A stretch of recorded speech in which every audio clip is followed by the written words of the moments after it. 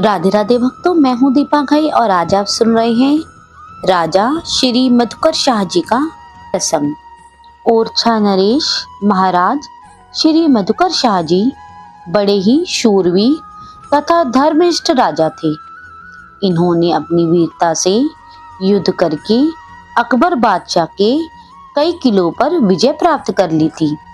तब अकबर ने इनसे सम्मान पूर्वक संधि कर ली। एक बार अकबर ने इनको आगरे बुलाया। उस अवसर पर सभी देशों के राजा महाराजा भी बुलाए गए। उस समय दरबार में कई क्षत्रिय महाराज जो वैष्णव थे तिलक लगाकर जाते थे। श्री मधुकर शाह जी तो परम वैष्णव थे।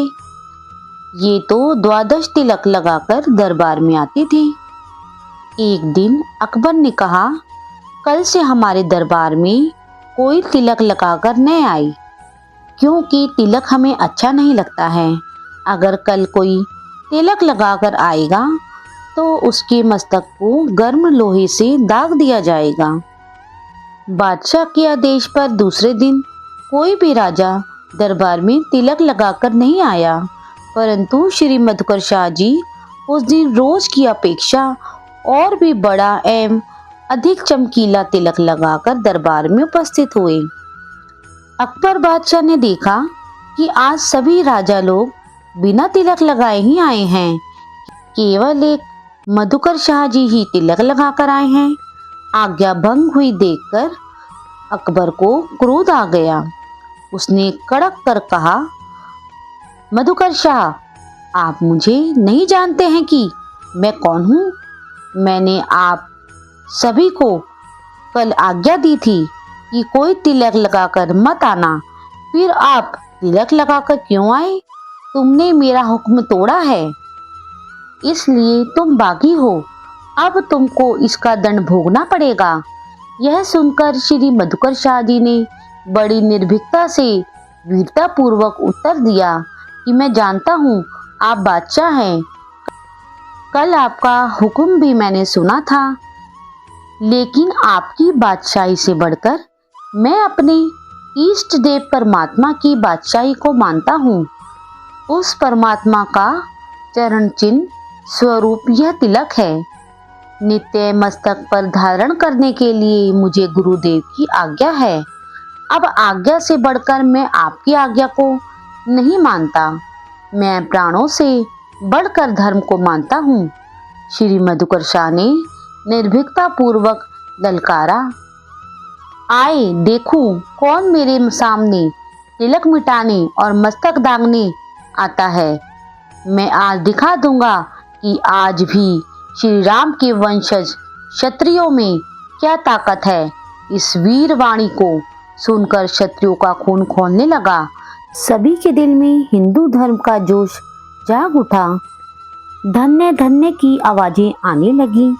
कोई कोई कहने लगे, एक और मधुकर शाह, एक और बादशाह। देखो दोनों में आज क्या निर्णय होता है। अकबर बादशाह बड़ा ही बुद्धिमान था। जब उसने देखा कि सभी क्षत्रिय राजा भड़क उठे हैं, यदि ये सभी बागी बन गए तो मेरी बादशाही को नष्ट करने पर तुल जाएंगी। मैंने तिलक न लगाने की बात कहकर सभी के दिलों पर ठेस पहुंचाई है। यह सोचकर लज्जित होकर बादशाह ने पैतरा बदलते हुए वाह वाह कहा।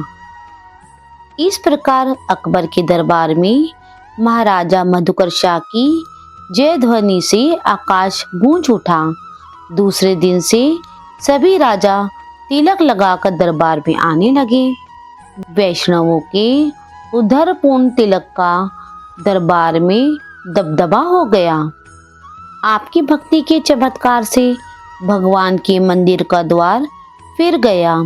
वह प्रसंग इस प्रकार है। ओरछे में एक व्यासों का मोहल्ला है। उसमें एक प्राचीन मंदिर है जो आज भी विद्यमान है। उस मंदिर में आप स्वयं कीर्तन करने जाते थे। भगवान के आगे भक्तों के बीच में पैरों में नुपुर बांधकर नृत्य करते थे। पदगान करते हुए आप बेसुध हो जाया करते थे। एक दिन भक्तराज राजा के सामने ऐसा आवश्यक राज कार्य आ गया जिसके सुलझाने में लग जाने से अवकाश न मिला, इसलिए समय पर मंदिर में न पहुंच सके। भगवान की शयन आरती हो गई। रात अधिक बीत गई थी, फिर भी श्री मधुकर शाह जी अपना नित्य नियम पूर्ण करने के लिए गए और मंदिर के पीछे जाकर कीर्तन करते हुए नृत्य करने लगे।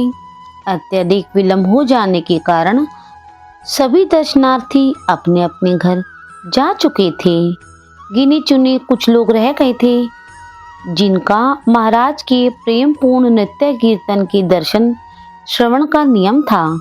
रात्रि के सन्नाटे में प्रमुख प्रेमी भक्तों के बीच ऐसा कीर्तन जमा कि सभी प्रेम विभोर हो गए। सभी के नेत्रों से प्रेमाश्रु बह चले। उसी समय प्रेम विवश भगवान भी सहसा प्रकट होकर राजा साहब के साथ नृत्य करने लगे।